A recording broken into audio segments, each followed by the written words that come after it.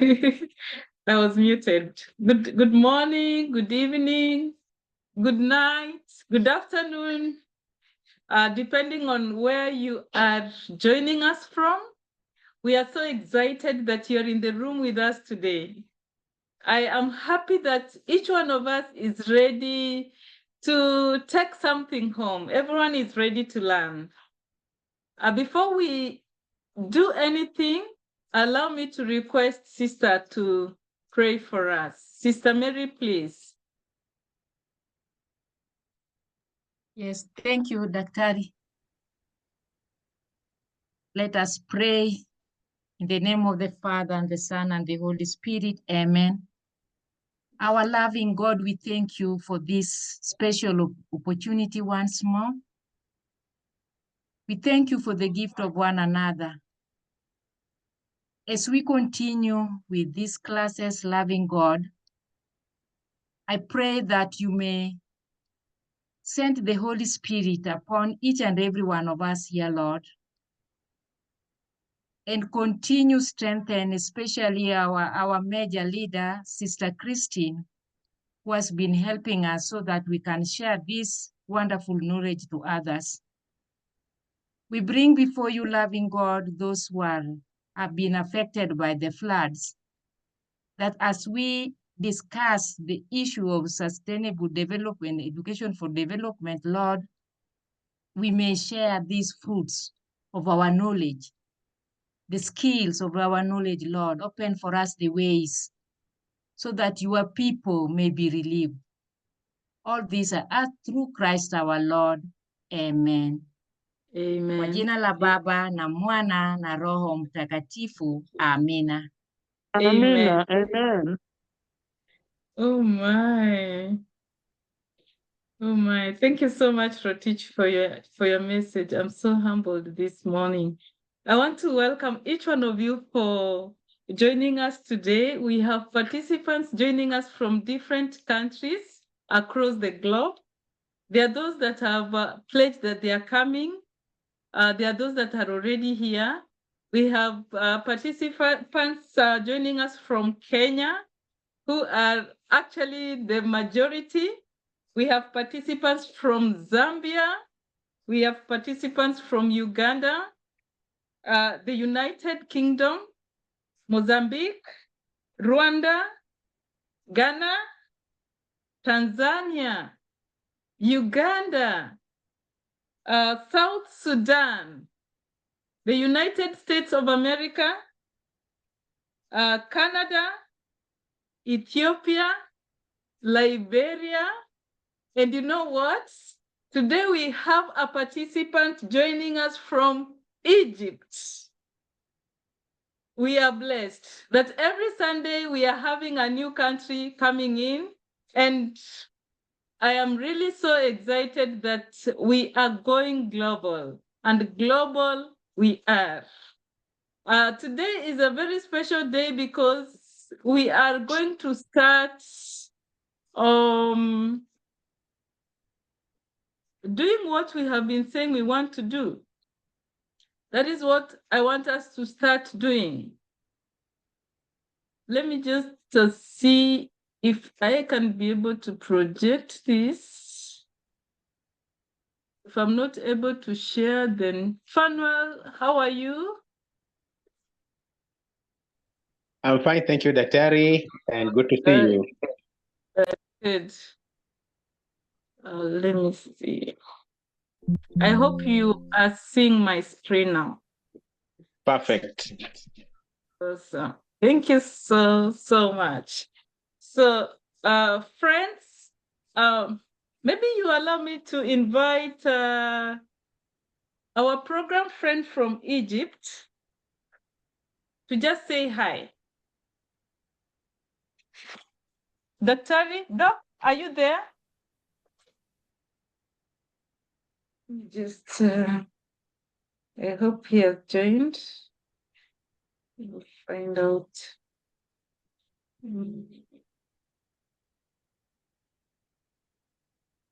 He is Dr.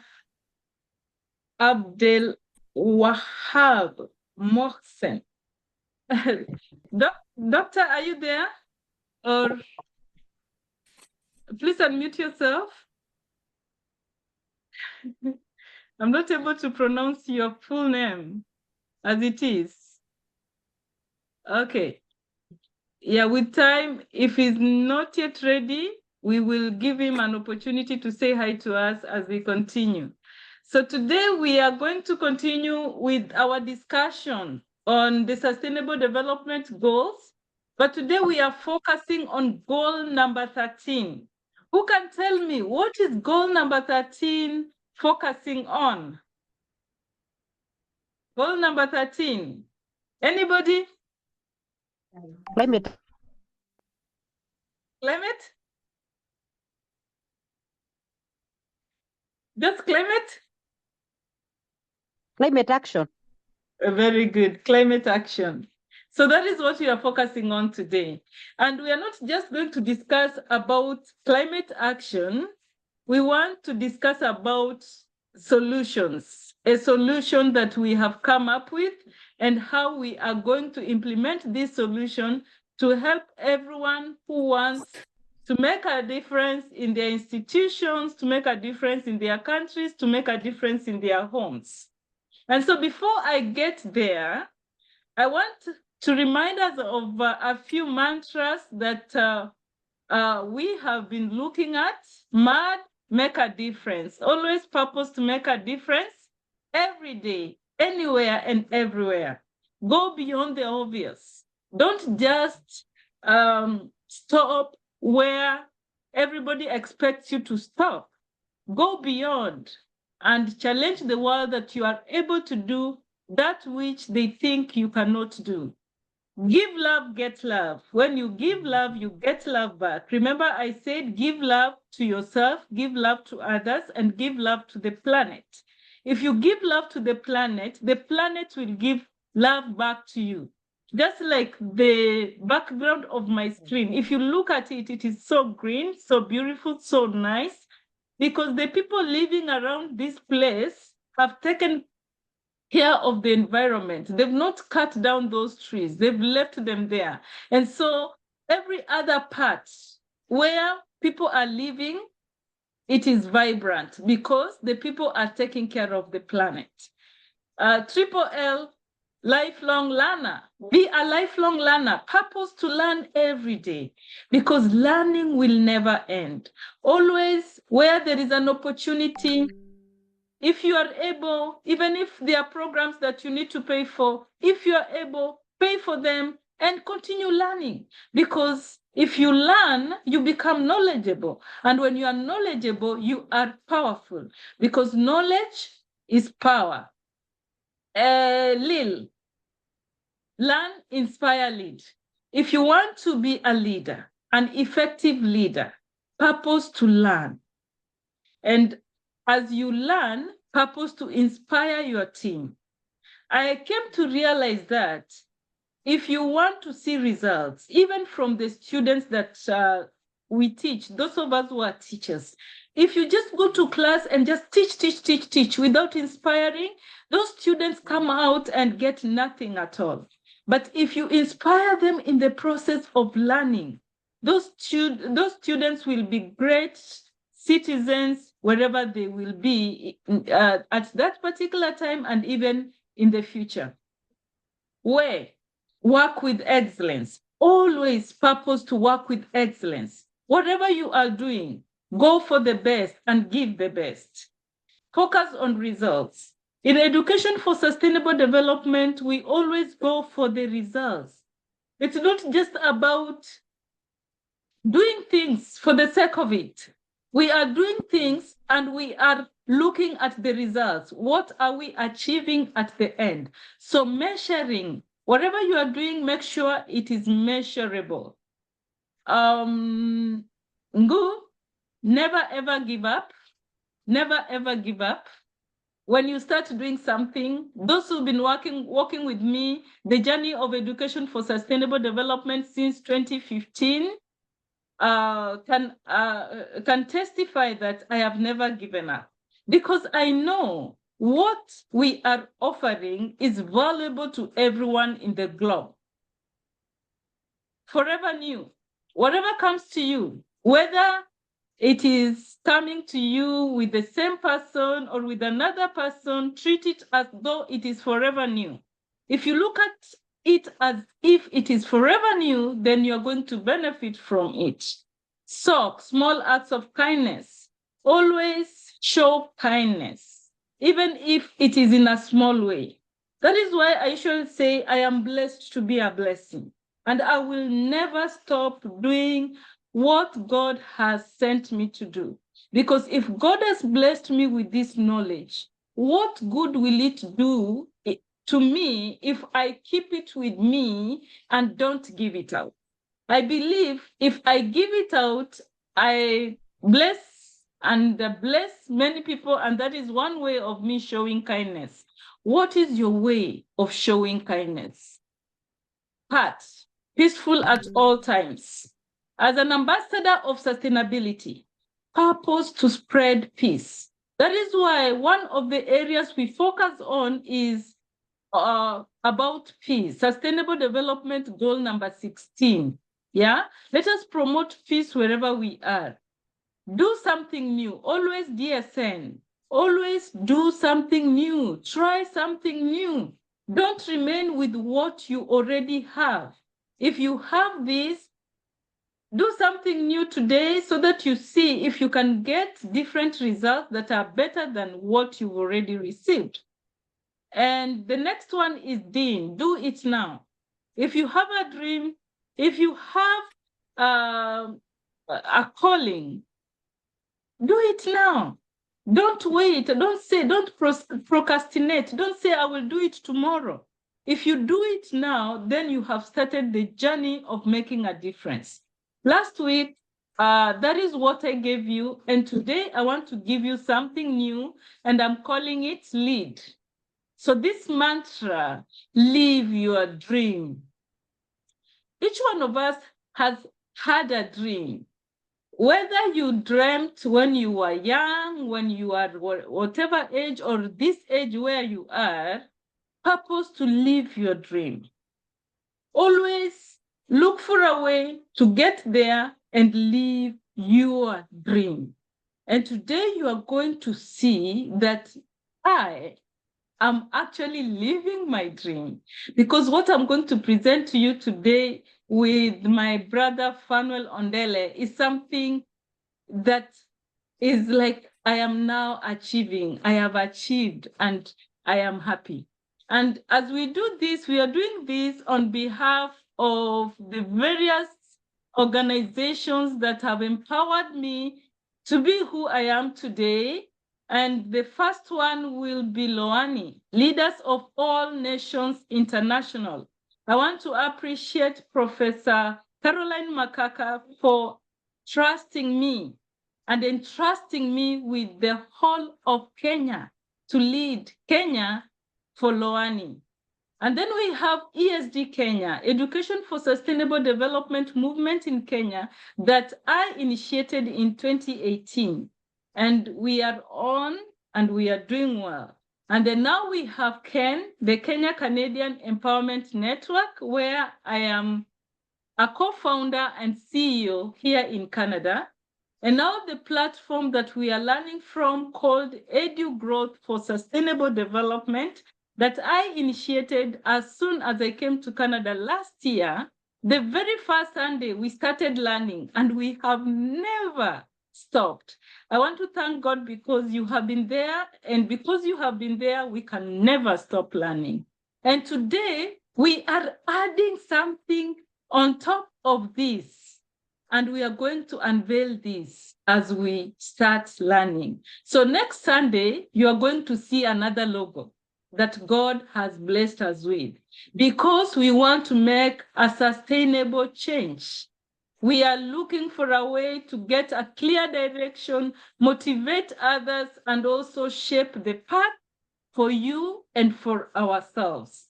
And remember, as we start listening to what we are going to be given today, involve the 3H, the head, the heart, and the hands.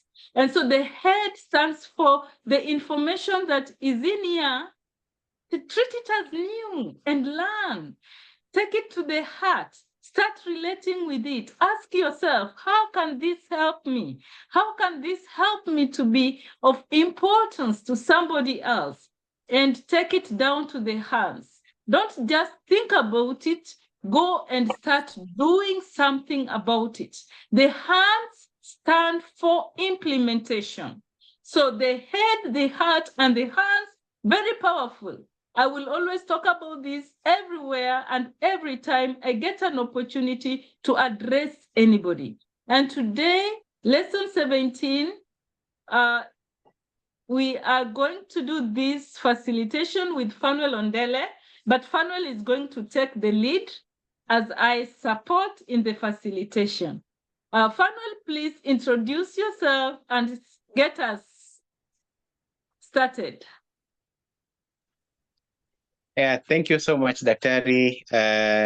Indeed, I am one of the people who have been so much inspired by you, and so far, so good.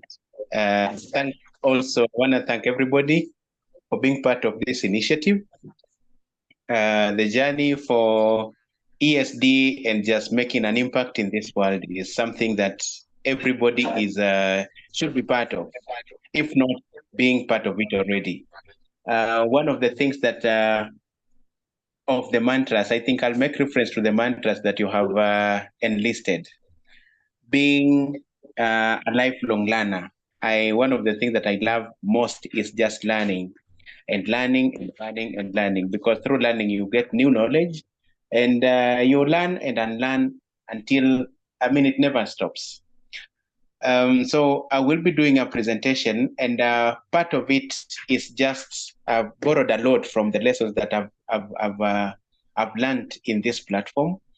I've learned from many people. I can't just single out one. We've had sessions with Bob, and then Dr. Gyoko, and then Dr. Tina, and many others who have been part of this initiative. And so you'll realize that a lot of what I will be sharing will not be very new, but in the course of our discussion today, some other things will be new, though not very new, because what I'm talking about is something that we have heard before.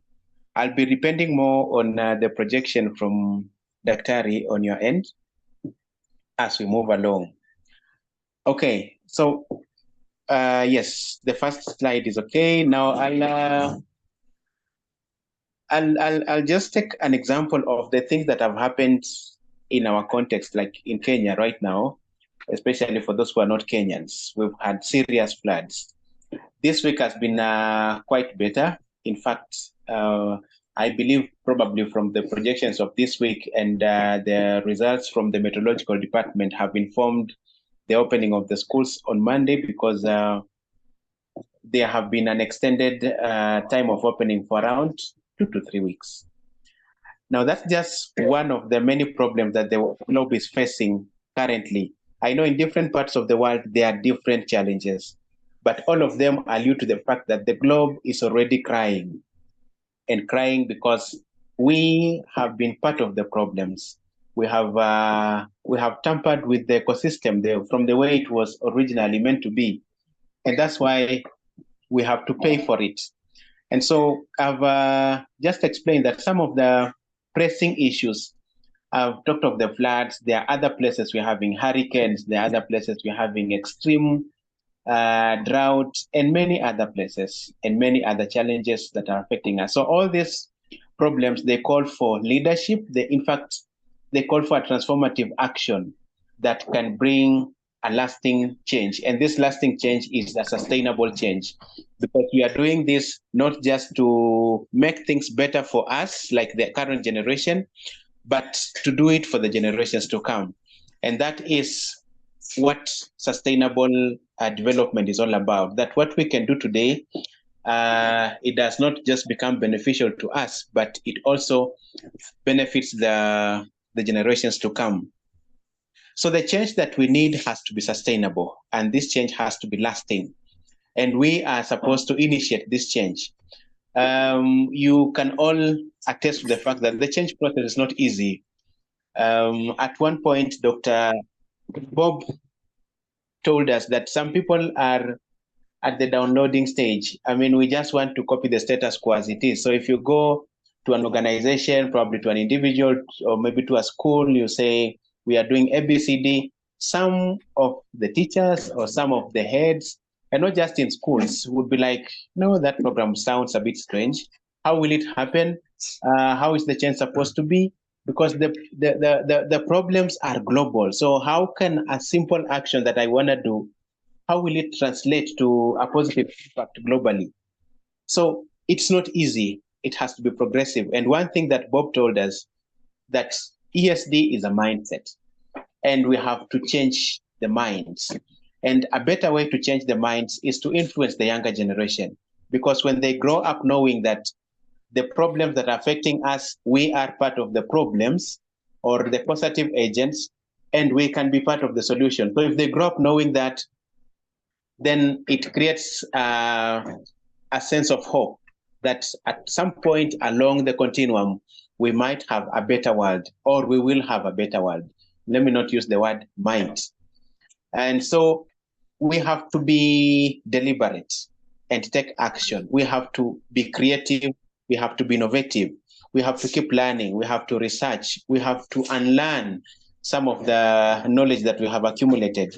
And together, as we proceed in the same journey, then we can achieve that which one person or others might think that it's not achievable. And I'll point to a question that Dr. always talked about, and I know she'll have something else to add on to it. And that question is on the next slide. If you could go to the next slide, Dr.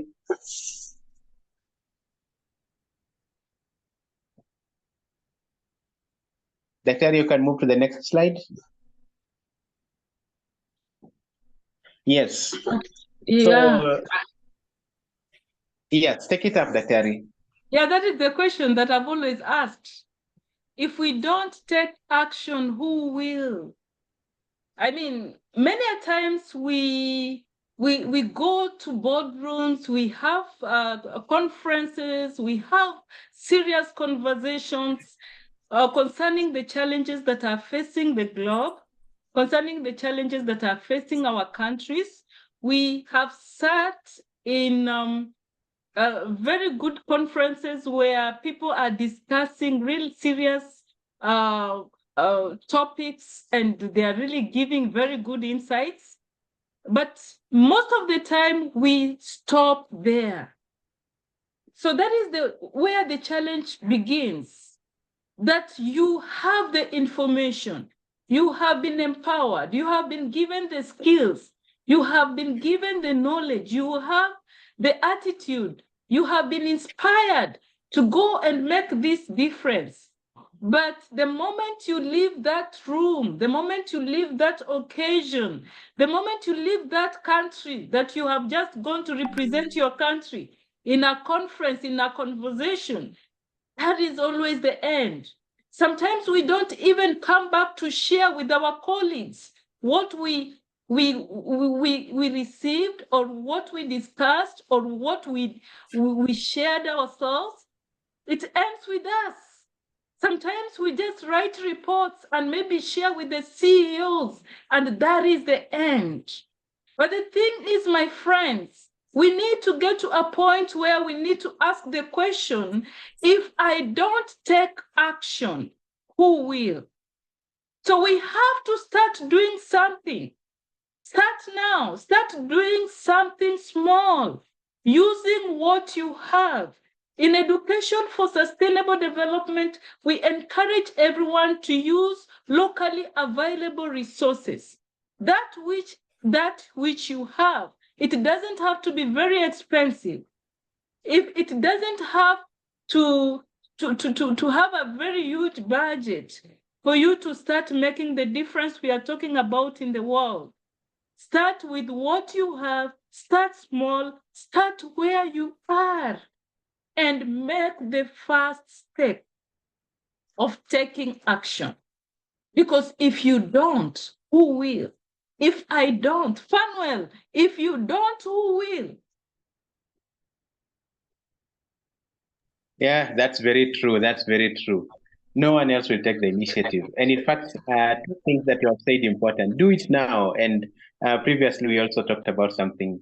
Do something new, as long as it creates that impact. And just before I go to this slide, I remember at some point I was there's a discussion that we had here before. Changing the world starts with you. It has to start with me. If we can have something that will affect the world in the US, in Guatemala, in Yugoslavia, in every place, it has to start with me. And that takes us back to the question. So if we cannot take action, then nobody else will. And so we have to change ourselves to change the world. And one way of changing ourselves is in the mantras that Terry has always talked about. It's being a lifelong learner, learning, inspiring. I mean, so many of these things. So today I want to take you through a program which we are not just doing it, and we because we want to have you on the deck, so that we can all of us be a channel that inspires a positive change in us, and then to the persons next to us, probably to the students, or maybe to the people in our immediate community, and it will reach out to the entire world. So I want us to talk. I'll talk to you about a program called Environmental Discipleship, the EDP Global, and I'll make reference to a scripture. In as much as this is not a Christian program, it is a program for all faiths. It's a program for people of all cultures. It's a program of the global citizen. So the global citizen is anybody who is alive on this continent. From the Christian perspective, we have learned that when God made the world, he gave man dominion over everything else that he had made. And that was after the seventh day. So when he saw everything that he had done, and then I'm not quoting exactly, but I'm just paraphrasing. So he gave man dominion over over the birds of the air, over the fishes of the sea, over every animal on land. And I take that as a responsibility that was bestowed on man. And so as we look at from the Christian perspective, so as the world started after the seventh day, and man had dominion over everything else. That was the start of sustainability, because God intended that whatever he will do as the person responsible for the Garden of Eden would impact generations to come. In fact, in Genesis chapter 2, verse 25, if I'm not wrong, somewhere thereabout, he gave him the mandate to do two things. He told him that you have to take care of this land, you have to tend it and keep it. Some versions, there's a version that has got that specific words, that he was to tend it and to keep it. Now, these two words are very important. To tend it, it means that you are using it, that man was supposed to use the Garden of Eden sustainably. And keeping it, by that instruction, God meant that he will keep it for the generations to come, because he knew that after man had been chased from the Garden of Eden, he would die at some point, but there will be his offsprings. And he knew that his offsprings would have to depend on the proceeds of the garden. And so man was to use whatever that was there, but then to use it sustainably. So he was to use the animals, to use the vegetation for food, for medicine, for everything else. And then in the course of using it, he had also to ensure that the generations to come would use it. And that's where we are now. And that hasn't meant that we depart from that instruction. Even right now, whatever that we have to tend it and we have to keep it, if I would use that language. That whatever we have now, we have to use it efficiently, effectively, and ensure that our children and our children's children will still get the same. So the environmental discipleship is just a call to everybody to be a disciple. And being a disciple means that we will take the same initiative of tending and keeping this earth for the present generation and for the generations to come. And why are we calling it global? We are calling it global because our target is the global citizen.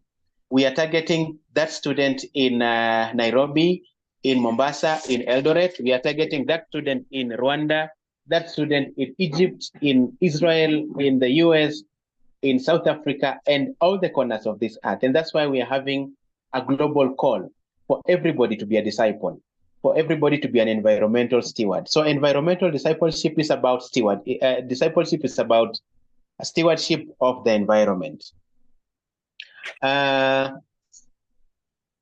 Go to the next slide. So and maybe Fana, before we move on, it's important for me to talk about why we chose this to be our logo for the program.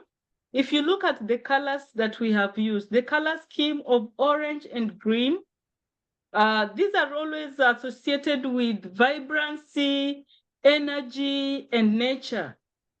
This actually fits in this as we talk about the environmental aspects. And so this is an environmental program. The logo includes a graphic of a sprouting plant. You can see it. This actually symbolizes growth. It symbolizes that there is life, which aligns well with the theme of environmental stewardship and sustainability. Overall, the visual art that you are just seeing clearly presents what the program is all about as a global initiative focusing on environmental education and action. It is about doing, the doing. At the end of it all, we are going to see people do things and do things that now can be measurable for them to be able to show us the results. Continue, Fanuel. Yeah, thank you so much, Dr. And that's very true. In fact, if you see the word environment, even in this slide that you've just shown, there's a plant which alludes to everything that you've said. There's growth. So sustainability is about growth, and growth is life. So who are we? We are a program that provides in-demand sustainability skills to students, and we are grounded in faith, in technology, and SDGs. And why we are doing this is so that we can empower students to shape a greener and brighter future. We are focused on converting classrooms into hubs of creativity and innovation for environmental stewardship. The place of faith, and faith is important. I don't know, maybe perhaps Dr. at this point, I would be interested in knowing if we have somebody here who is not a Christian, what does probably a Muslim or any other, do we have elements of sustainability on their faith? And then as we share the intention of it. Yes, of course. When we talk about the reason as to why we put their faith is not just for purposes of Christianity. We could have written their Christian faith, yeah? But we are talking about faith because in one way or another, there is some supernatural being that somebody, whether Muslim or Hindu or name them, they give reference to. And in most of the times, it's this supreme being that gives us the energy, the inspiration, the motivation to do the things that we are doing. Those of us who are Christians will always talk about Christianity because that is what we know. The Muslims will talk about Muslim because that is what they know. The Hindus will talk about their Hinduism because that is what they know. So faith it has to do with each one of us. And so when it comes to matters environmental sustainability, I believe there is no faith that does not encourage their people to take care of the environment. Yeah, that's very true. And before maybe someone has to give an input based on their faith, especially for non-Christians. in Christianity, there is a verse, and I will not quote it, but let me paraphrase it, that says, "You train up a child in the ways of God, and when they grow up, they will not depart from it." The ways of God are diverse. God trains us, or God teaches us in different dimensions, be it in marriage, be it in education, be it in business. They are different. God looks at us from different angles, and he says that if we train up a child in his ways, he will not depart from it. And one of the ways is sustainability.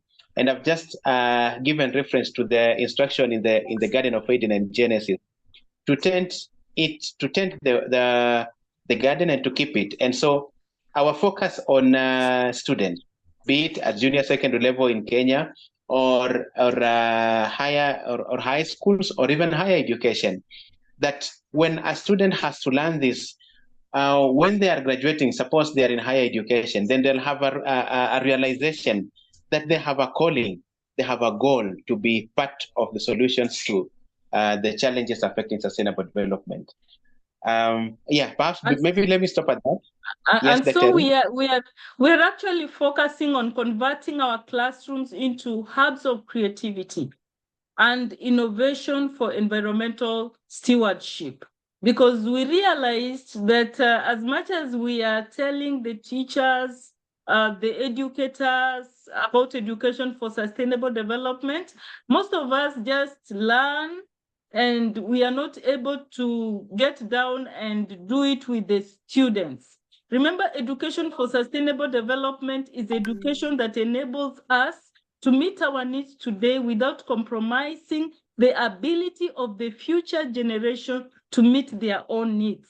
And so we cannot leave out the future generation, who are our children, who are our students. So the purpose of this program is to help us now get to the point of working with you, with your learners, those of us who are educators or parents, with your children, so that we are able to create a learning environment of creativity and innovation for environmental stewardship. Now, what are the features in this program, Fanuel? One of the features in this program, and I'll say one, and then I know this next one you'll say it very well, because you explained it at some point at the start of one of our presentations. We acknowledge that something is going on, so we are not coming from a point that there's nothing happening. We know we have schools, we have organizations, we have individuals who are passionate about education for sustainable development, or sustainability education in general. And so what we are doing, one of the features of our program is that it's an assistive model. So an assistive model means that we are assisting in the achievement of that goal that your education, that your school is part of.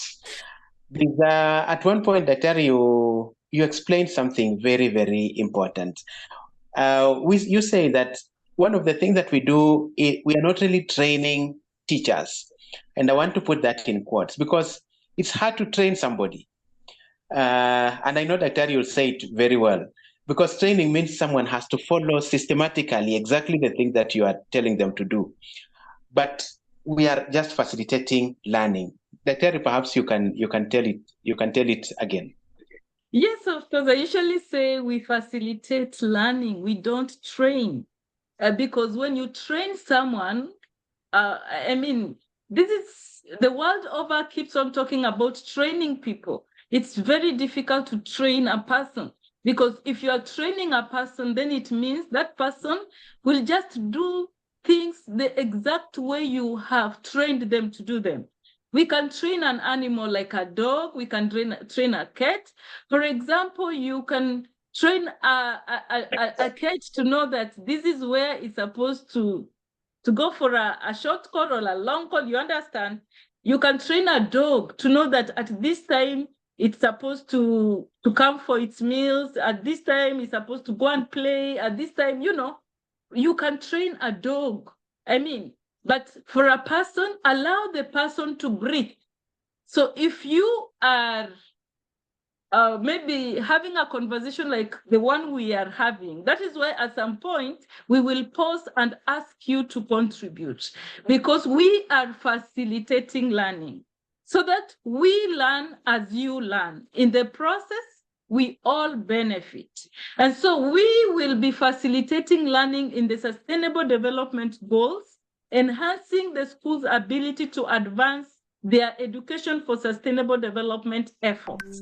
So whether you have started doing something or you have not started doing something, we will be facilitating learning, focusing on items from the SDGs. Remember when Bob was asking us where we are getting issues from? Some of us were just mumbling. We are like, the challenges. But the thing is, all this, if you look at the Sustainable Development Goals, from all of them, if you identify one, there is something that you can pick from the SDGs that you can advance so that you are responding to that particular Sustainable Development Goal. So that is the model we are going to take, that as we support the institutions to advance their ESG efforts, we are going to focus on the Sustainable Development Goals.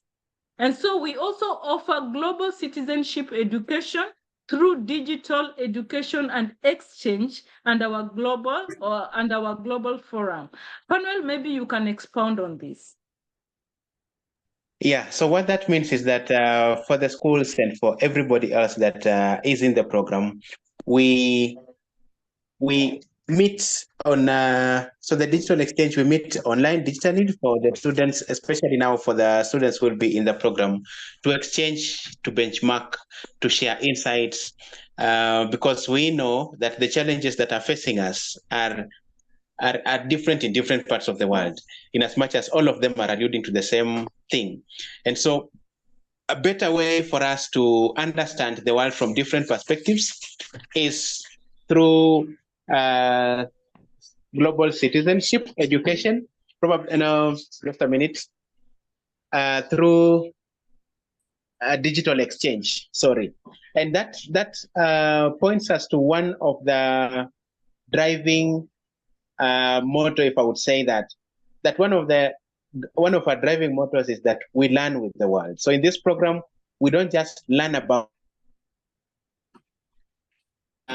interested in learning what's happening at some point or what's happening at a different place at a different time, but we are learning with the world, knowing the challenges, deriving the solutions, and working together. So that's the first part of the digital education and exchange. And the second part is the global forum. The forum that it's under development.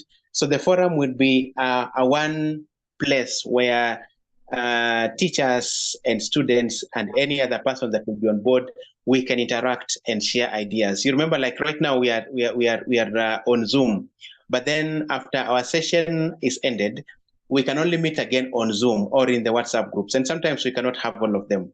We cannot have a WhatsApp group that encompasses everybody, in as much as we try our best. But then we are building a forum where anybody that is plugging in the system would be part of our global discussions, global debate, insights and stuff, so that we can learn from different parts. We can learn about the challenges. We can learn with different people about challenges affecting them, affecting us, and the solutions that we can put to that. The other part of our program is that it's interdisciplinary. Interdisciplinary means that as a learner in school focuses on all the subjects in the curriculum, our program touches on every of these subjects. If it's in mathematics, as we shall be explaining later, we do a lot of data. We'll be doing a lot of data analysis with the projects like the West audit. We want students to do audits of their environment.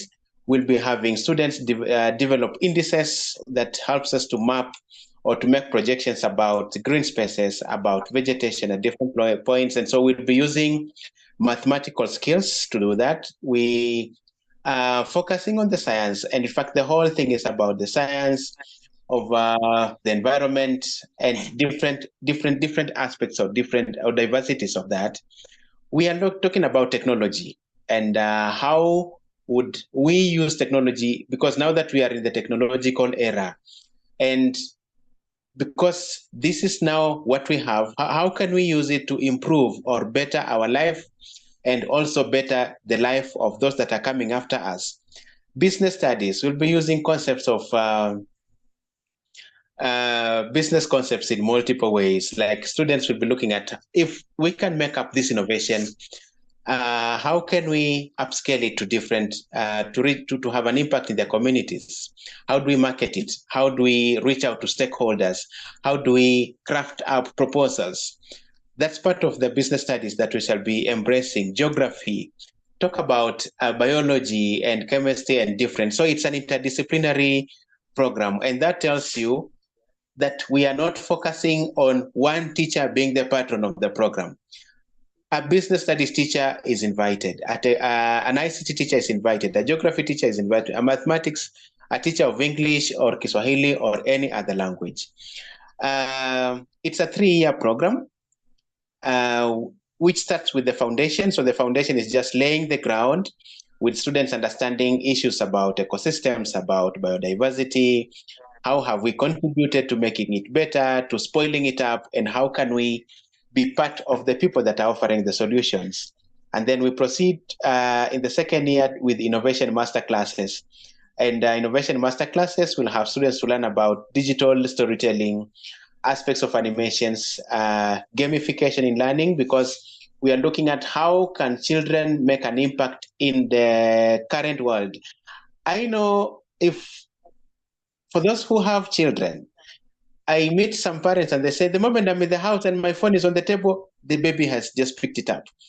They're either playing games or downloading and stuff.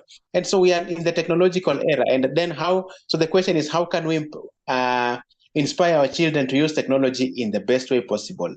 So on this, we want our children not just to be passive consumers, like they just watch and watch and watch, but we want them to be active consumers. By active consumers means they can be part of the development of the apps, development of the systems, development of the programs that inspire action towards sustainability.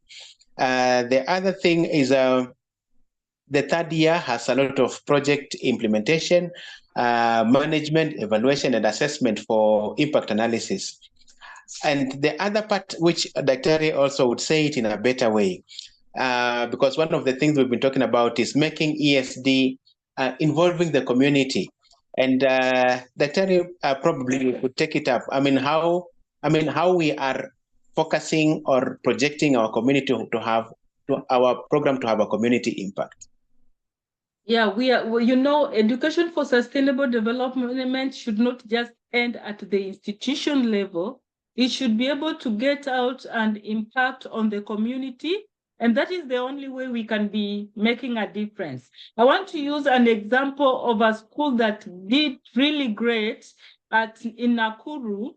Way back, was it in 2018, before the principal of Kiamaina passed on. The principal of Kiamaina had gone to Israel, just like I did. And when he came back to Kenya, he started implementing education for sustainable projects in his school. And one of the activities, rather project that he picked on, was to rear rabbits. Yeah. So the children were all given, each one of them was given a rabbit to rear at school. And when the rabbits got a young one, they were allowed to take it home so that they have a project at school and a project at home. And with time, what happened, there were so many rabbits now in Nakuru, until now they had to come up with like a factory for rabbit meat in Nakuru.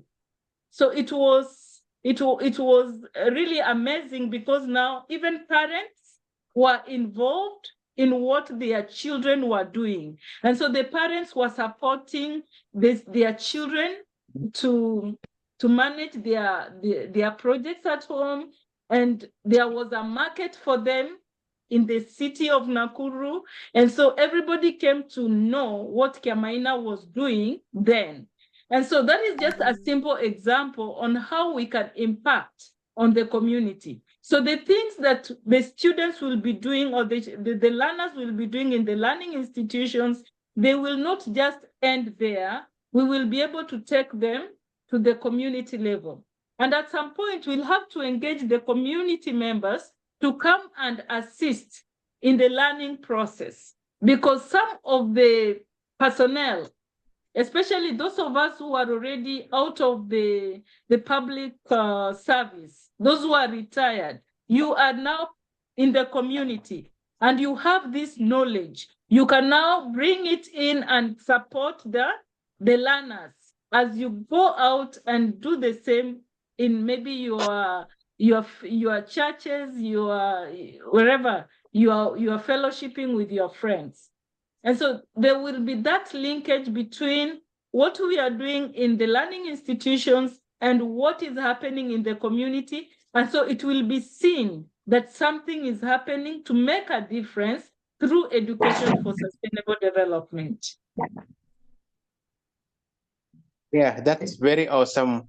And actually, that's the gist of this program. Before you roll up to the next model, I maybe want some contributions, especially with the rollout of the CBC in Kenya. We've talked about the 21st century skills.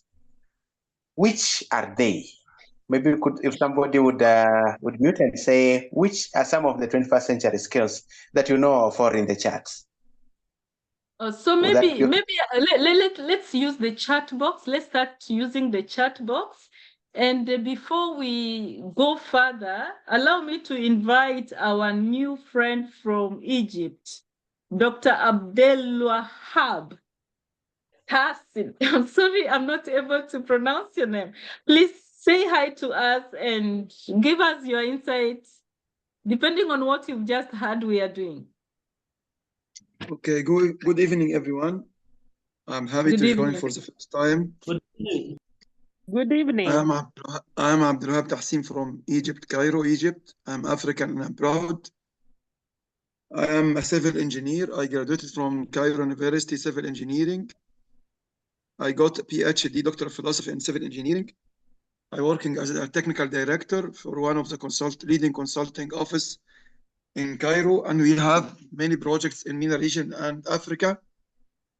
And of course, the Gulf area. We are worried about sustainable infrastructures, but we do it from not a social impact, as rather than the engineering community itself. We are focused into underground structures, metro, and land reclamation, how to protect landslides and landfills, and we try to find projects for potable water and sanitary. We try to apply our knowledge in civil engineering to protect. We believe that we could reshape the future, and we are concerned about the sustainability and how could we convert our vision to the new generations to find resources to live in good environment. In our sector, which is construction sector, we have a great role, as 37% of the CO2 emission coming from the construction industry. We are trying usually to use and adapt sustainable material with relatively lower emission of CO2. I'm happy if I could share with you to based on my consulting excellency in engineering to help in certain projects to achieve the desired sustainability. Thanks again, and I'm proud to be African. I'm ready for any contribution with your society. Thanks a lot. Awesome. And Doc, there is something that you're doing with the professional development, continuous professional development. And here we are talking about continuous professional development for teachers as another program. What can you advise? For me, I'm sorry that my background focuses into consultation, engineering, and project management. Usually, I'm focused in what we call the continuous professional development. I just recently in last call you. yes. Every now and then I'm trying to get involved with engineering community Okay, to no learn, worries. to teach or learn. I usually promote some engineering expert talk sessions. Recently, in the last December, I was awarded the fellowship degree from the Institution of Civil Engineer in UK, London, which is worldwide recognition. And I am usually try to get interactive with engineering community, usually attended a lot of international or regional conference, trying to develop some papers in my field of engineering and management. And I'm ready to emphasize all young engineers for our young generation to keep involved and try to bridge the gap between the practice and academia, which is, I think, it's the problem in Africa, that we have a lot of high-level professors. In the contrary, we have a lot of many uneducational persons. We try to usually to bridge the gap between academia and practice. Awesome. Thank you so much. Thank you so much. Actually, that is the point I was looking for, bridging that gap between academia and what is in the industry. It's very, very important. Thank you very much, and you're welcome, and always join us. We have this every Sunday. You can share with your colleagues, with your friends, anybody in your country. The link is the same every Sunday. If you don't get it, it is always the same link. So you can tell them to join us at this hour. And so the discussion that we were on, what Fanuel had asked, what are was it the competencies in CBC? Yeah, they have been listed. They've been listed there, and all of them: communication and collaboration, creativity and innovation, critical thinking and problem solving, student leadership and personal development. Is that part of it? We have digital literacy, we have learning to learn, we have citizenship, and yeah, I think that is it. They're supposed to be 8. Yes. That is what we have in Kenya. Yeah, the list is endless. And thanks for the contribution. And that's exactly what our program is all about. That is a business model that we are focusing on the 21st century learning skills in ESD initiatives. And so we want our students to be good communicators, to be good collaborators, to have excellent, to have creativity, to be critical thinkers, problem solvers. And I think I wanted to add one more. I know some people might have to argue differently. I don't know what you think, Dr. Ari. I believe that green skills should be part of the 21st century skills. Exactly. Exactly. Yeah, that is why we are here. That is why we are there to fill the gap, because if there was no gap, then we couldn't have come up with this program. Very true, very true. And that's why when you started, I say that it's our program provides in-demand green skills to students. And so any teacher, any person that is plugging in this program, be sure that you learn green skills as part of the 21st century skills. And so our business model leverages the 21st century learning skills. That's on the next slide. It's project-based, which means that ours is not just like the teacher being the source of knowledge, but students are also sources of knowledge. And that's why from the onset to eternity, let me use that in quotes, because our program will live forever, that students have to work on projects. They have to identify challenges, and they're doing it in real time, not just reading about it. And that's why I've said we are learning with the world. And learning with the world means that we are taking part into systems, into challenges, into solutions. We are project-based. The program is deeply experiential. And a good example is just what Dr. Ari has said of the teacher who went to Israel and then brought the knowledge of rearing rabbits. And within a short time, with the whole, it's the talk of the whole town. And then talks about something also that has to come up. How do we manage the production?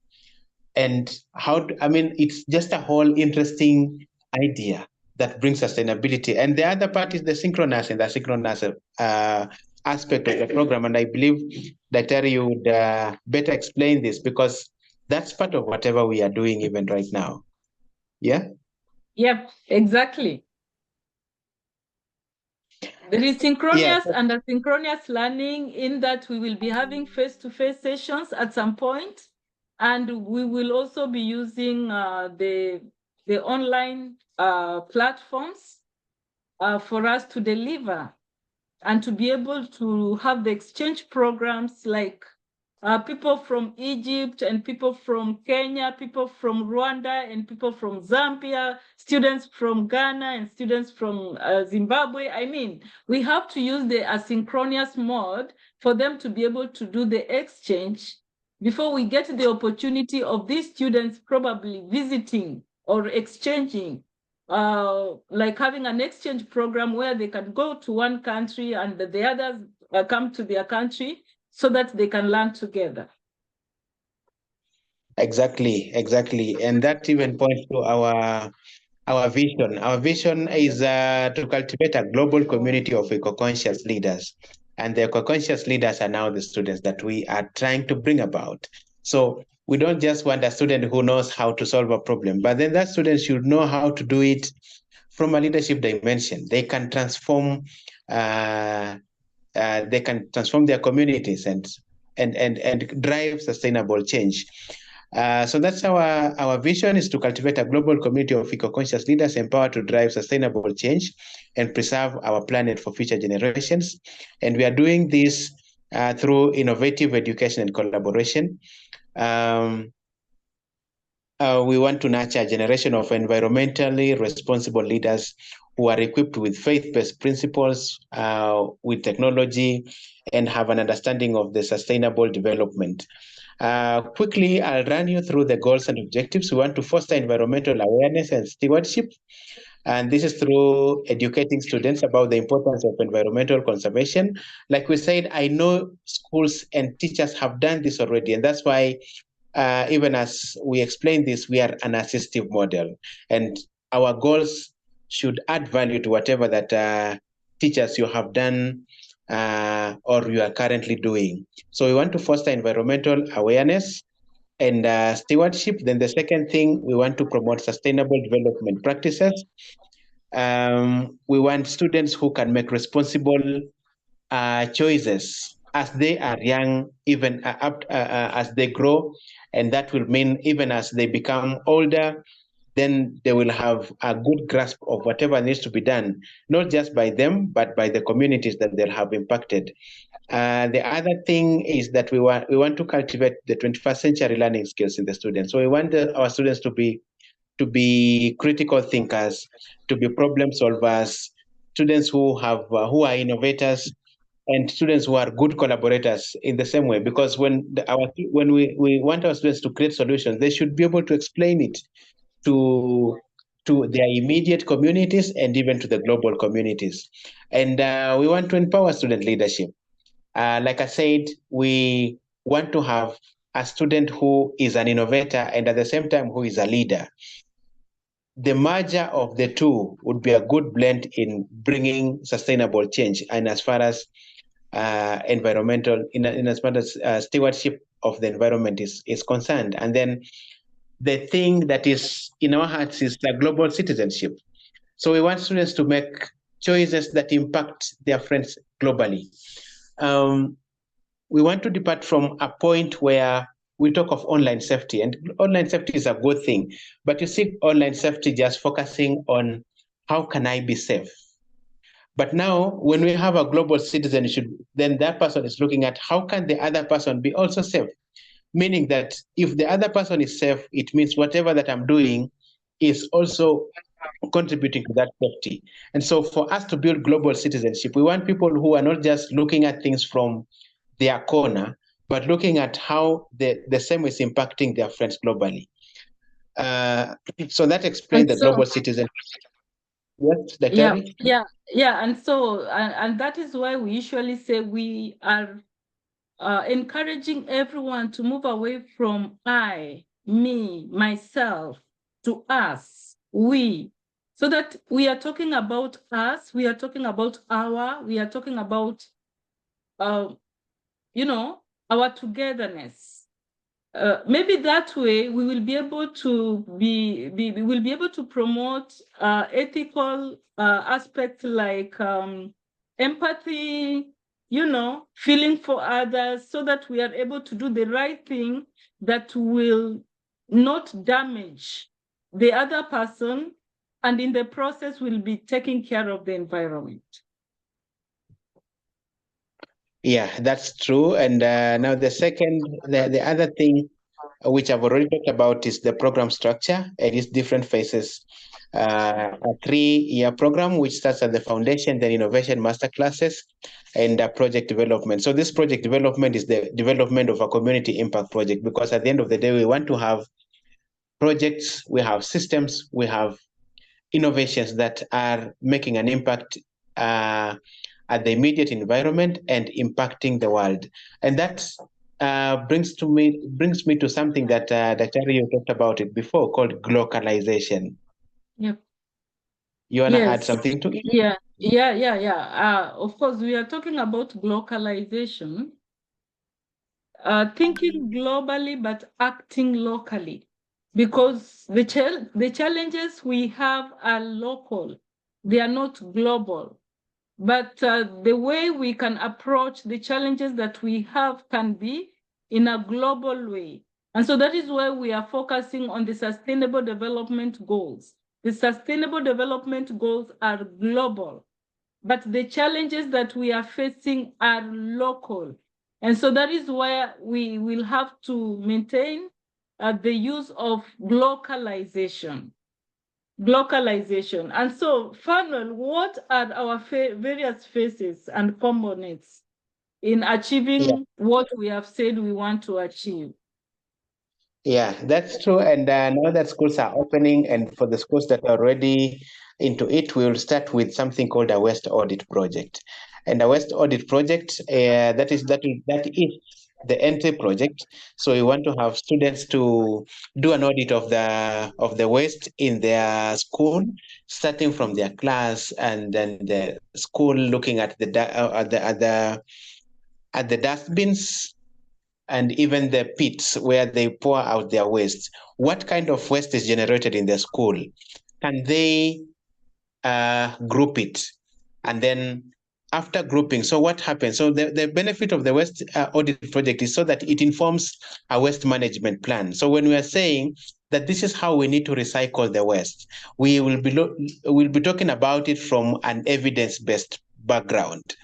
We don't just want to tell students now, when you have we have water bottles that have already been used, this is how you should do it. But now we want the students to do it from an evidence-based perspective. And that's why when they do the audit and they use their mathematical skills, biological skills, and skills of, because I said the program is interdisciplinary, that it is easy to have or to create a waste management plan that is factual.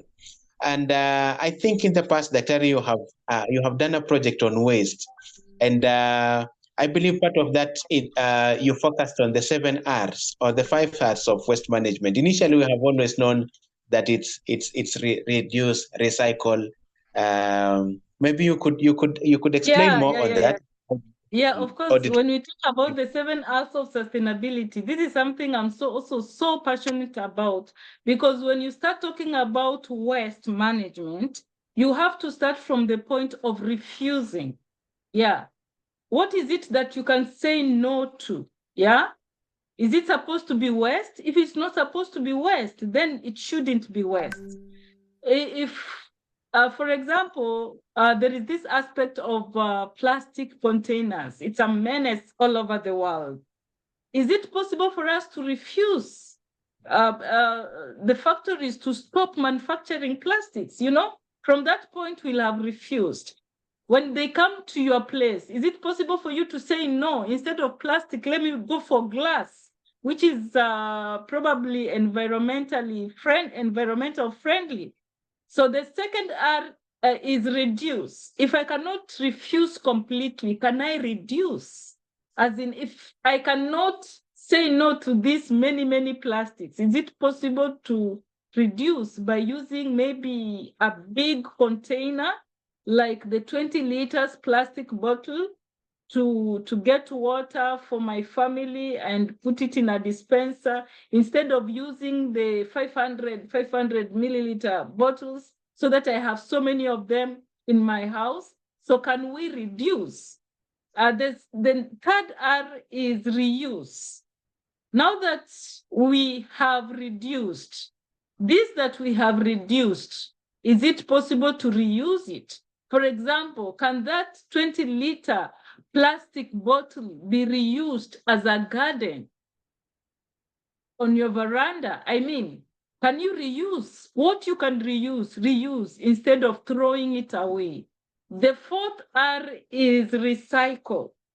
Is it possible to recycle what we are calling waste instead of throwing it away? How can we recycle it? For example, here in Canada, the plastic bottles are recycled to have shopping bags, yeah, that you can reuse. And so in every shopping bag, when you have it, it is written, once I was a plastic bottle, so innovative. So can it be recycled? The fifth R is repair, repurpose. Is it possible to repair instead of throwing it away? In our African countries especially, those of us who feel like this, I don't need it anymore. There could be somebody else who really needs it. Instead of throwing it away, can you just repair it and give it to someone else? Or can you repair it and donate it to another school? Yeah, like the computers we have in our schools, when they are like, they can still be used, but we don't need them. Can they be repaired and be given to a neighboring primary school? And then the sixth R is repurpose or rethink. Before I throw it away, can I reuse? Can I recycle? Can I, And finally, there is the R of reconnect, which is very, very powerful. And this is where the point of faith comes in. Reconnect has to do with reconnecting with yourself. Before you call it waste, reconnect and think about it. How can I relate this with the environment? If I'm able to reconnect with the environment, if I'm able to reconnect with my creator, then I'll be able to take care of the environment because I am a steward of the environment. If I have to talk about the arts, I can take the whole day, Fanuel. Please take us to the next point. The next point is the vegetation index. And this is very, very important.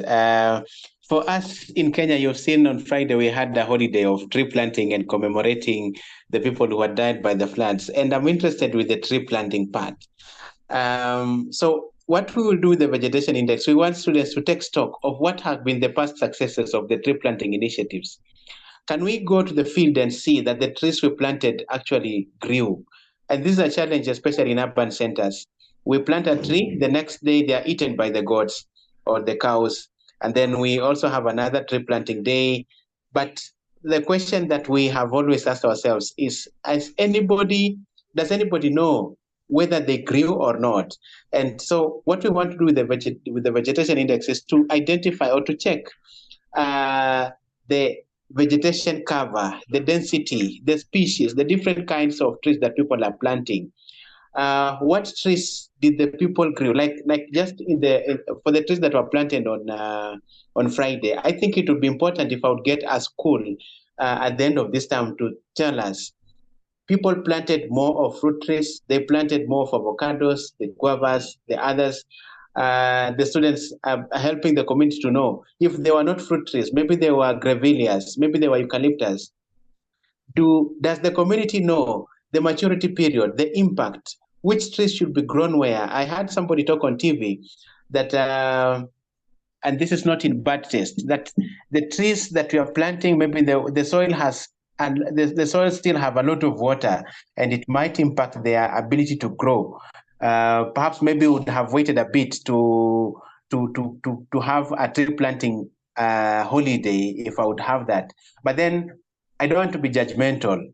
Can the students help us to do a vegetation index probably next time, or maybe in some terms to come, or some some months to come, that we can get an audit and we can tell the government or any other stakeholders that the trees we planted actually matured. The trees that were planted 5 years ago actually matured. The avocados that people planted, I mean, they're now selling. So the vegetation index will be all about that. So we will collect the data, the students will do data analysis, and that informs the tech part of it. So the students will do that analysis via the computer and generate graphs, they generate histograms, pie charts, and then we can actually see that this is the impact. Another important dimension of that is we just don't want to celebrate the tree planting day, but tree planting is a whole ecosystem. And I know Dr. will agree with me, and every other person will agree with me, that growing not just trees, like a baby. Let me give that example. We celebrate the birthday, but now the birthday does not signal the point of conception. So there's a whole process to the planting day and even the post-planting. So our program is about that whole ecosystem that informs the holiday of the planting of the trees, and then we can take stock of that. The other dimension of it is the Green Spaces Index. I really want to know about the situation in Canada, but now in Kenya, we talk of the housing project, and the government is building houses to decongest places in cities. And at one point in time, we'll have so many of our pricings. What will happen of the green spaces? Are we still going to have them? Wangari Maathai, a famous environmentalist in Kenya, fought for Uhuru Park, a famous recreational site, because some people wanted to grab it for development.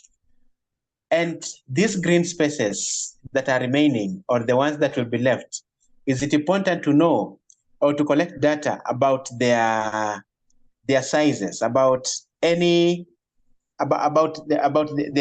quality of their amenities? Let me just talk about their health. How are they? And can students help us to do that? In Kenya, we have something called devolution, and now in almost every part of the country, there's a lot of growth of urban centers, and most of the green spaces are disappearing, or if they're not, they are shrinking, let me say that.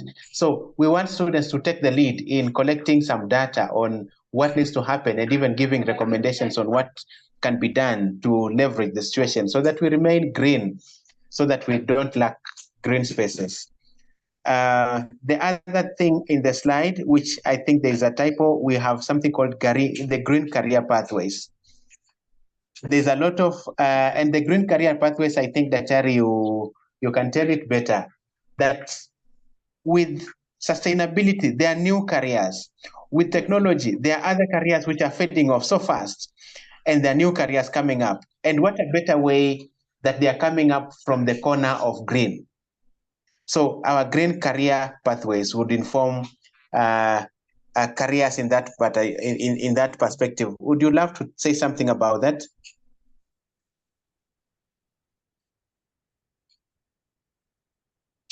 Sorry, yeah, I was talking about the green careers. Yes. There are quite a number of careers that our students can pick on, instead of the obvious ones that we all know about. Because my father was a teacher, I became a teacher, and like we just know that careers that can give you like a job is maybe nursing or medicine. When we come to the field of green careers, there are quite a number. And now in the 21st century, we are talking about careers such as careers that go to the line of renewable energy. There are careers in the line of environmental conservation. In agriculture, we are not just talking about agriculture, we are talking about sustainable agriculture. When you are constructing, how are you constructing the buildings? We are talking about green building, waste management, ecotourism, and many more. And so the program will inspire the students to pursue environmentally conscious paths of careers and they will be able to become leaders in this, because these are areas that very few people are ventured into, and because they are very new, they are very green, our students will be able now to be the ones to lead the rest, that this is the way to go. These are viable careers, and you can earn a living from this, because this is what the world needs in this particular century. And so the Green Career Pathways Initiative will introduce the students to a variety of opportunities for them to choose from in the line of sustainability-related fields.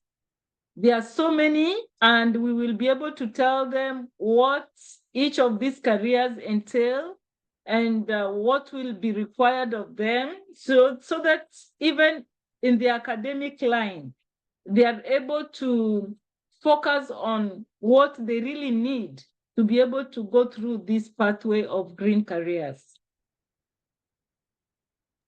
Yeah, that will be a very critical part of this program. The other part we are talking about is this is for the teachers.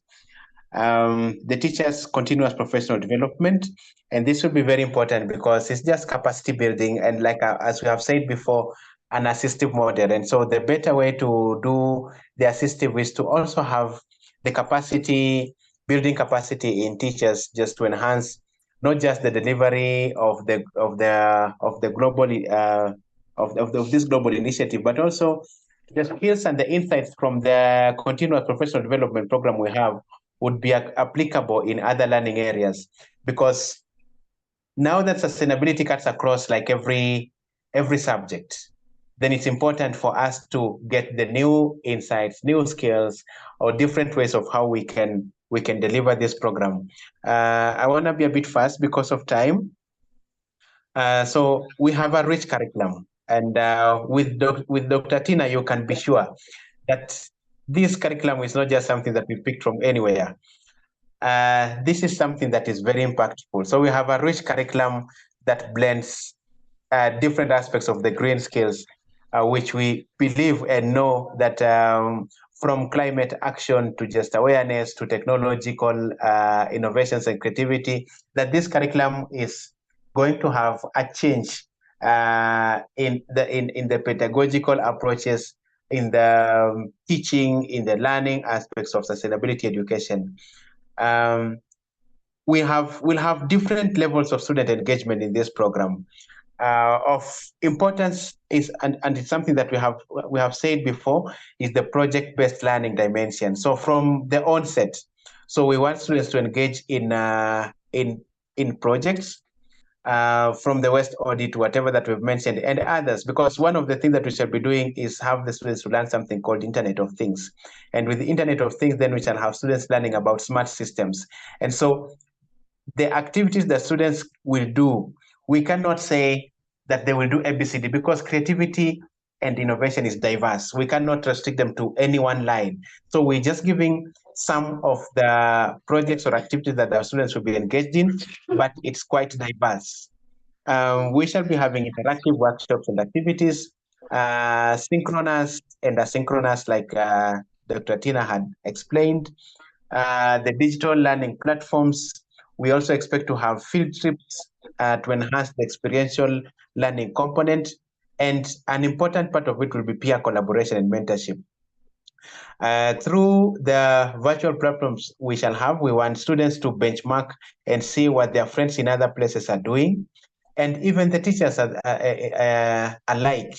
We will want to have teachers also to share the best practices in how they are advancing their EDP programs in their schools, and we learn from each other. Like the Bible says, iron sharpens iron, and so we are here because we are an iron, and we'll sharpen each other. The teacher training and capacity building, and that alludes to the continual professional development that we shall be having. And our emphasis will be on blending various innovative pedagogical strategies to ensure that our sustainability educational initiatives are on point and we actually achieve the goals that we have promised and the goals of education in our country and even in the other countries, because I know every country has got their national goals of education, which are almost similar. Our teacher training program, this is very important. And I know Dr. Tina has done a lot and still continues to do a lot passionately about skilling and skilling us. So we have a 12-module program, and we want we'll soon be welcoming the first cohort now that schools have opened in Kenya, and I believe in many other countries. So we'll be having the first cohort of the 12-module program, which has which is very, very immersive. I'd use that word. So it has both theoretical aspects and it has both practical dimensions of learning the different aspects of technology. And that, I think that Terry will speak about it.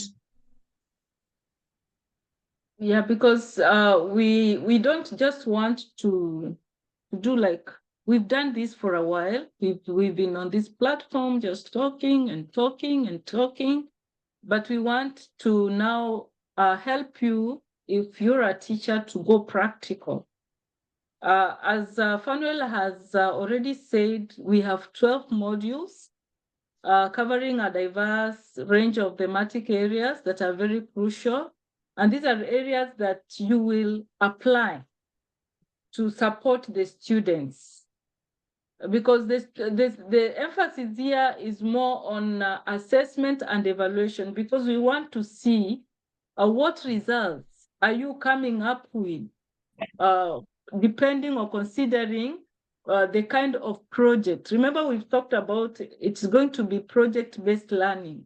Depending on the project that you have picked on, depending on the gap that you want to close, what are the results that you are getting after looking at the assessment and the evaluation part of it.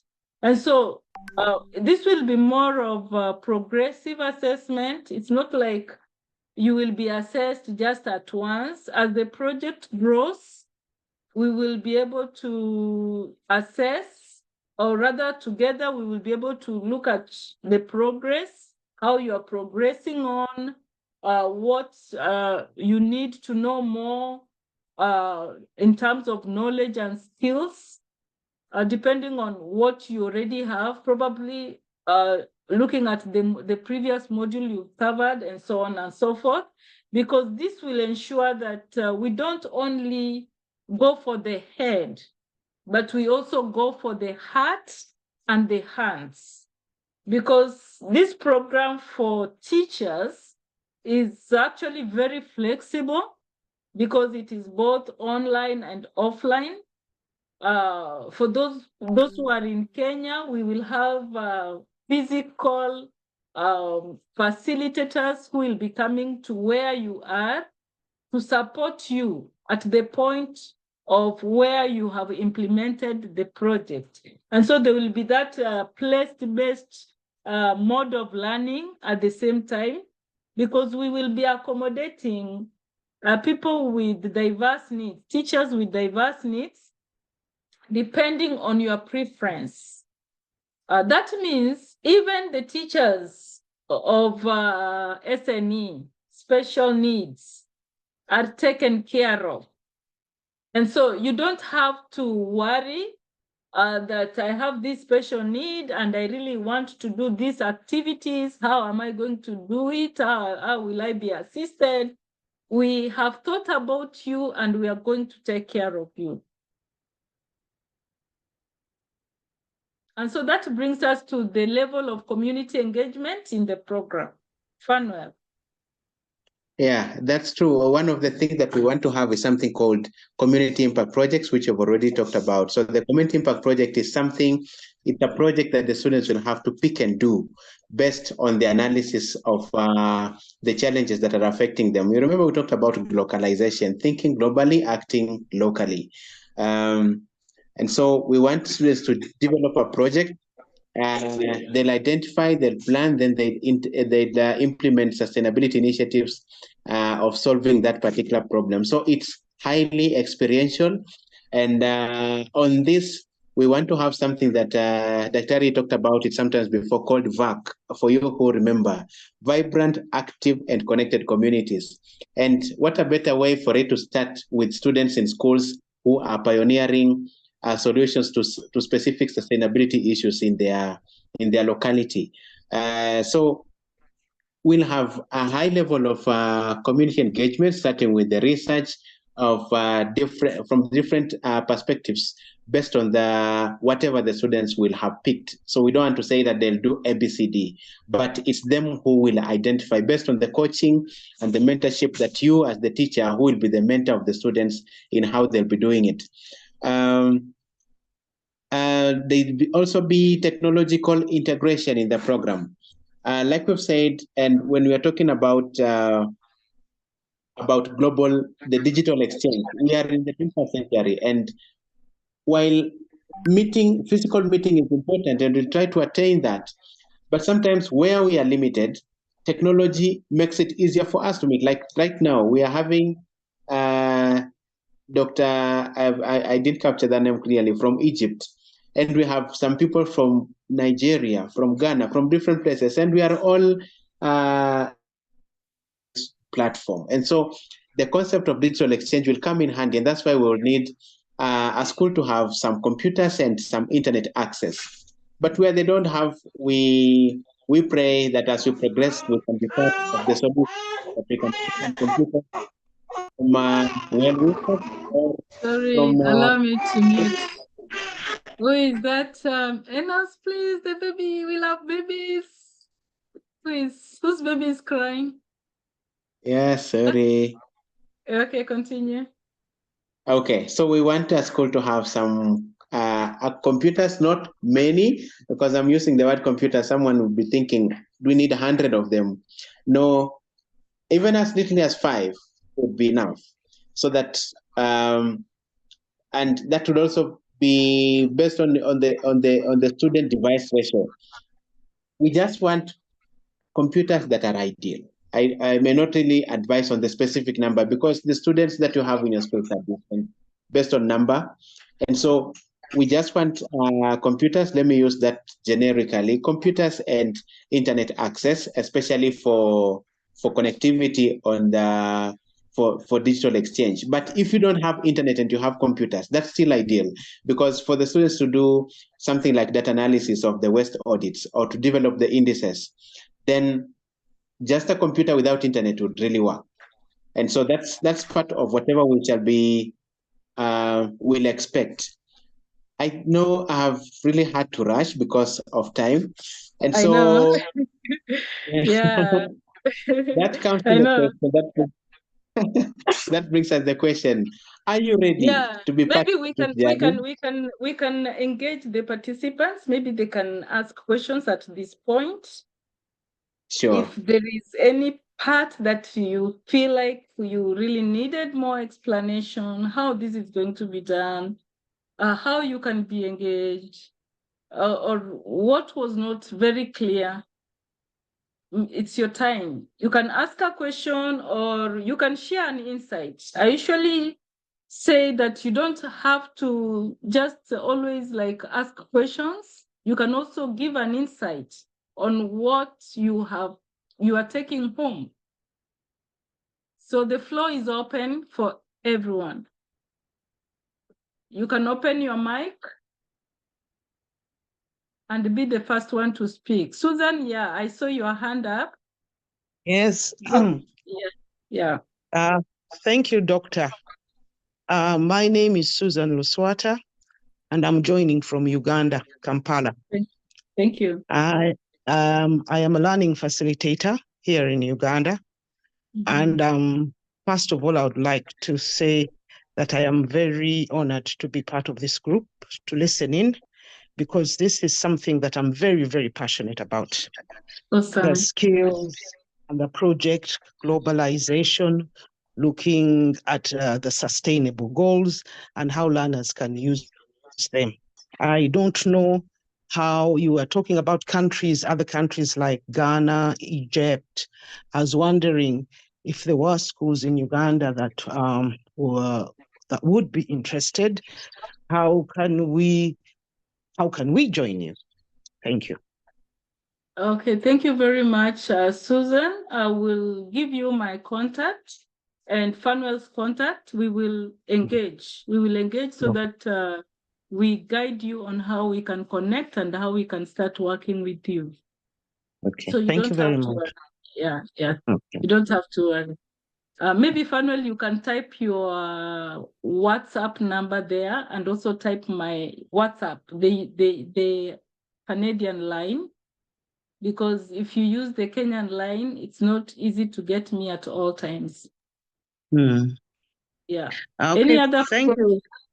Yeah, thank you. Just another thing. I was very excited about the skills, 21st century skills, and how they are going to be used in the projects.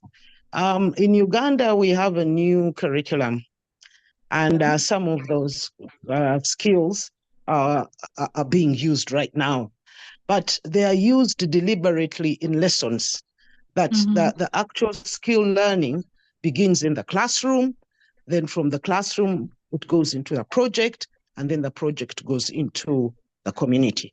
For example, that if I am teaching a physics lesson, I can actually teach citizenship in a physics lesson. It is how the questions I ask and activities we do within learning that physics lesson that will bring out that skill. That is bringing the skill inside the classroom. And when the skill begins inside the classroom, it will also even be easier for children to identify projects that they can do outside the classroom and also identify problems, as you said, local, that are local to their communities, and then they can develop projects out of them. Thank you. Awesome. That is a very good insight. Yeah. Any other person? Just unmute yourself and I will see you.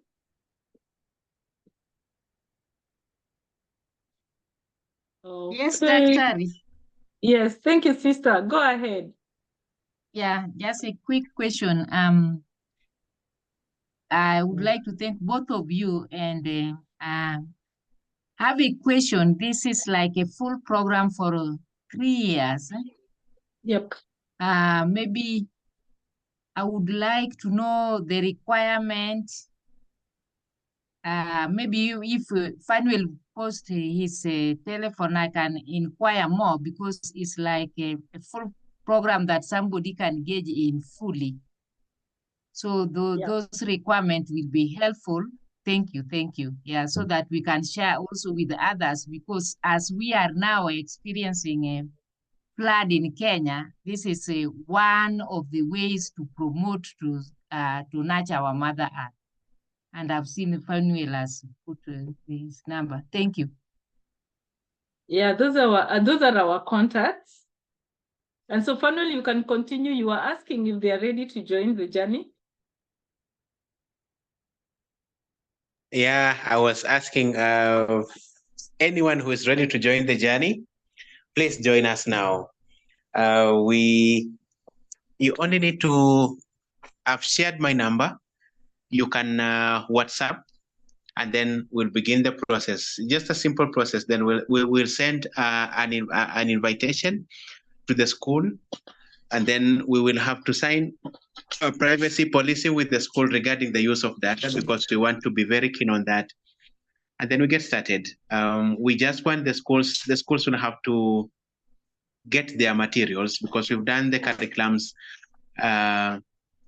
and the curriculums, the main curriculum, the waste audit, the green spaces, and these others.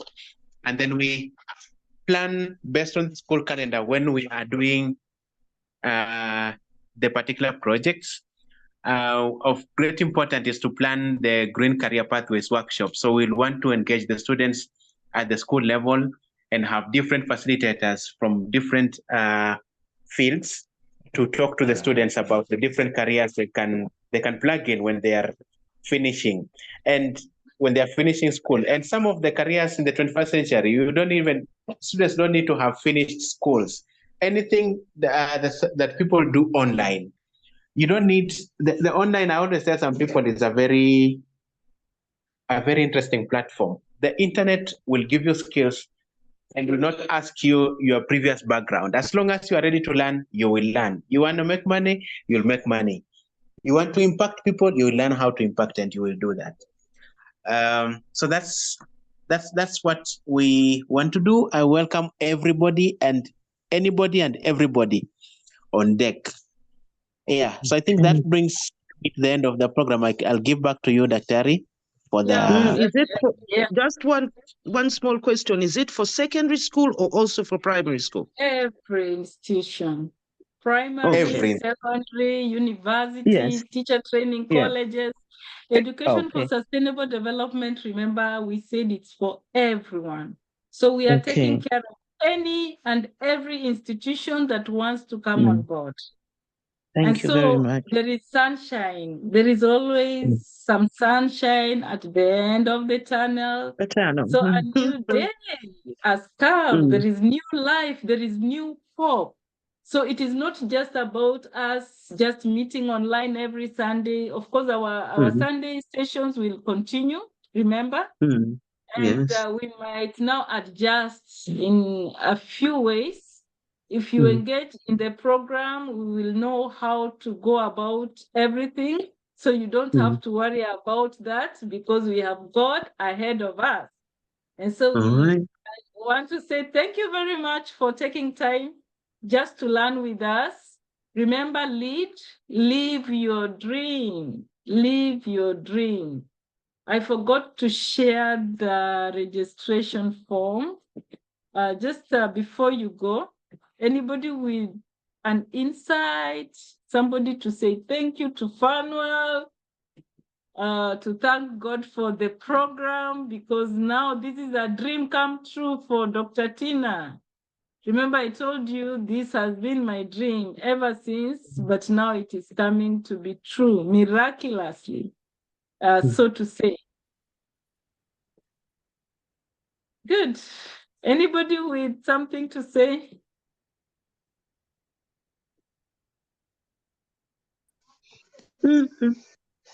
Yes, Doctor. Yes. Robert? Yes, I'm in Kenya. Yes. Awesome. I really want to thank you very, very much, you and Fanuel, and those others who have made these insightful presentations most of the time. It's not very easy. It actually calls for sacrifices and a lot of dedication, and therefore we cannot take it for granted. And we would want that particular dream to come true. We are going to walk this journey, because education for sustainable development, it has to be something that begins from institutions. Because there are these particular institutions which will then later on transport the ideas that will have been generated to then bring about a permanent change, or at least something closer to that. So thank you very much, Dr. I think this is something that will change the world. Awesome. Thank you very much. Thank and you. Even those that have, and even those who have, and even those who have been attending the meetings that you have been organizing, I also want to very humbly thank them, because without their participation and joining, again, you wouldn't have been encouraged to always look forward to interacting with us. So I also thank them, because they are representing millions of people, and whatever they are going to do out there definitely will not go in vain. Thank you very much, Dr. and Fan. Awesome. Thank you so much, Robert. Cyrus Kihara, your hand is up. Unmute.